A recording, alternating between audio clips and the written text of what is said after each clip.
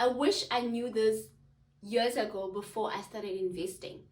When we get into investing, we get with the mindset that we need to invest. We are told we have to invest, and I am not disagreeing to this, but I still wish that some of my investment in my investment portfolio, with all the various things that I have, that one of those things was liquid cash.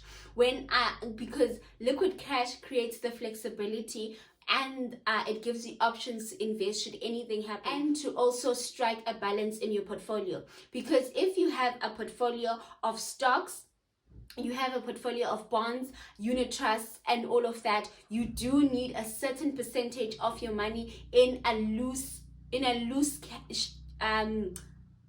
cash, besides your emergency fund. You need at least some of your money in a savings account that is easily accessible, but making sure that you are keeping up with inflation. Guys, welcome back to my YouTube channel. My name is Bitumelo Makoboshiane, the creator of the Be Smart Budget, your sister in budgeting, and of course the self-appointed personal finance activist. And guys, please note, none of my videos none of the opinions shared on this channel is financial advice. If you are seeking financial advice, do speak to someone who's certified and registered with the FSCA. So today, guys, I want to talk about what is in my investment portfolio of stocks, because in my investment portfolio I don't have the cash as yet. I'm trying to build that up, but I do have a unit trust, I do have mutual funds, I do have stocks, which I want to talk about today. And then obviously all these other little savings account that you get from the bank. So okay, let's get into it. So I do buy stocks from the platform Easy Equities. I'm sure everyone has heard about it, everyone has their questions, but the platform has been good to me. So I have stocks in the USD market. I have stock in South Africa, which is I have an ETF which is tax-free. Yay, I won't get taxed on that. I have an ETF which is tax-free, and an ETF, guys, is an exchange traded fund. It's where a company one portfolio is created by all these small individual companies. So that is the simplest way of explaining what an ETF is. So I have an ETF, the USD stocks I have are ETFs, and the tax-free, it's an ETF. And then I have individual stocks. So what are these individual stocks that I have? My individual stocks are Clicks, FirstRand, Remgro, Montag, and RMH Property, and Standard Bank. If you see, I have diversified these also, so that I do not only put money away in the same. I've put money in the banking industry, I've put money in the pharmaceutical, beauty, and clothing industry. I've put my money in, so I've just like diversified, through my nets there, and we will see what's happening. And guys, listen to this now. So I've been seeing people talking about how their portfolios are red. My portfolio is not red. Clicks is thriving. Standard Bank is doing well. They're doing good actually. Remgro has picked up. It was red the whole of last year, but child honey, this year they are in the green again. So I must say, for me, I am very happy with how well my investment portfolio is doing at this moment. My stock portfolio is doing at this moment. I am really happy. And then with the ETF from South Africa, it is called the Nicolette Legacy.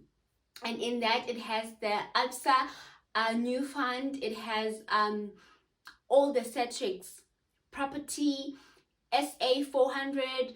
It has all of them. So, and all of these guys are dividend paying. So one way that I'm gonna get to this, but I choose stocks based on whether are they dividends paying or not. And then I have the USD market where I'm buying stocks from. And as I said, that is also an ETF. And this ETF consists of these companies. It's Alphabet, Google, Amazon, BAI with that dark foot. Guys, some of these companies I do not even know. But and I wish when I took this ETF I knew what these companies are. But I think now it's given me, what can I say? It shows to me how important it is to invest in things that you understand. I feel like I always say this line, but it shows the importance. But some of these companies, I don't know even what they do. But all I'm happy with is they do well. When they do well, and when they do bad, I'm not crying much because it's a long-term investment.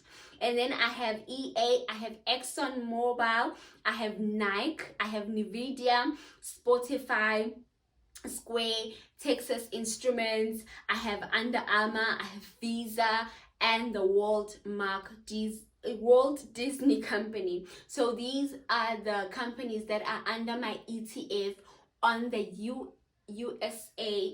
USD stock market. Okay, so this is the companies that I have there. And guys, some of these companies I knew them when I chose them, what they do, what they all about, especially the ones from South Africa. I did a thorough research, guys. There's information on the internet. I made sure that I knew what I was getting myself into. But with the USD stocks ETF that I have, I jumped into it blindly. I do not even want to lie, and it's just by luck that some of the companies I know and they're really doing well. So when the others are not doing that well, I am still happy with the performance of the ones that are actually doing well. And the good thing is they are all paying dividends. So whether the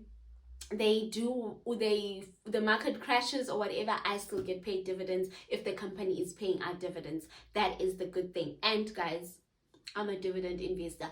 I want to invest long term and still make money throughout the term that I'm investing in. So how did I go about choosing these stocks? Okay, number one, I went for the low risk and high reward. I am not about to do the other way around where I'm a first time investor, or I was a first time investor in 2019 and I just jumped into it and I went for the high risk. No, I went for the low risk and high reward. So that's what I did. And then the second thing is I look at the companies that I know. And then once I know these companies, like with the individual stocks, I really handpicked the ones that I knew. And then I learned about the company's PE ratio, earnings per share, whether the dividend yield. And for most of them, yes, all of them actually, I picked them because they are paying dividends. And then I learned the PE ratio and the earnings per share. So those are the things that I needed to know about the company, so that I will know where the standing of that company is. And then the other thing is you gather information. How do you gather information about the stock market? How do you gather information about these companies? Guys, everything is on the internet, honestly. But I used to watch a lot of Stock Watch, and they have a lot of episodes on YouTube. They have a lot of episodes streaming every day. And so what I would do is I would watch these and I would hear experts break down all these companies. They would say their disadvantages and disadvantages, and I would decide, do I like company A? Do I like company B? What's happening? Which one do I like? And that's how I picked my stocks. And then the other thing is, you need to see where the company is, global economy, the company, is it operating globally? Are you going to get benefits for globally and,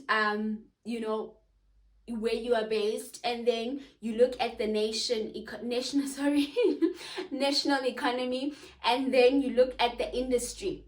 What is the industry? And I always say, if you sitting from here and you're looking at an industry, you have to think to yourself, should anything happen and we get all these new technologies, will this company still be in operation? Will my money still make money? Will the company that I invested in still exist and still be thriving should anything happen in that industry? And also understand the industry that the company is in, so that you understand how the company makes money, so that you understand how you are going to make money. So you do that, and once you've bought the shares from all these companies, you get newsletters from the company, you get financial statements, you get letters, and sometimes if you own a certain number of shares, you are invited to sit into the yearly what are they called, the yearly AMGs. You are invited to all of that, AGM meetings. So you are invited to all of that if you own a certain percentage, a certain number of shares. So that's why I say you get to know the company and be comfortable with your choice when you're picking it. Do not pick because I have clicks. You go and pick clicks because you heard me say it's doing good.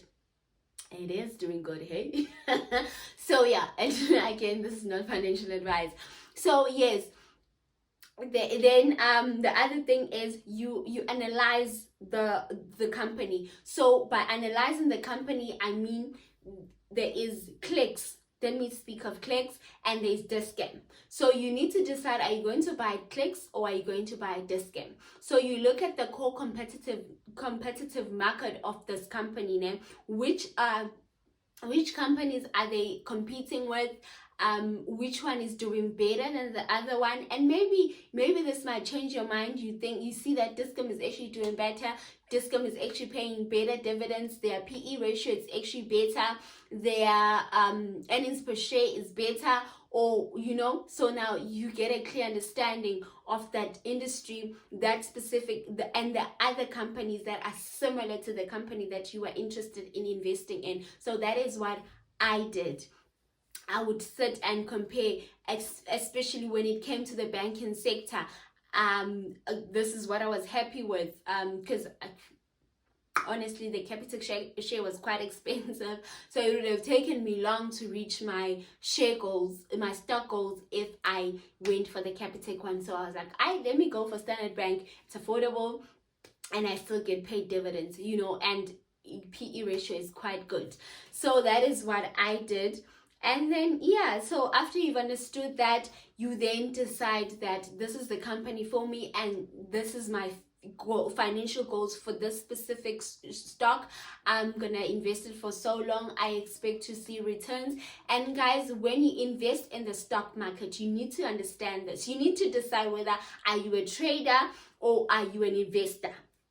And when I say trader, I mean today you are selling the shares, tomorrow you buying them, so that day you are selling them again. That you are in it's a headache if you ask me. I have a friend of mine who tried doing it, and I'm telling you, he has settled down now, because what was he doing even in the first place? So yes, that is how I picked my stocks, and that is what I was comfortable with, how I ended up with these ones. Even though with the USD stock market, I was not so sure what I was doing. And guys, here is a tip. It's a tip.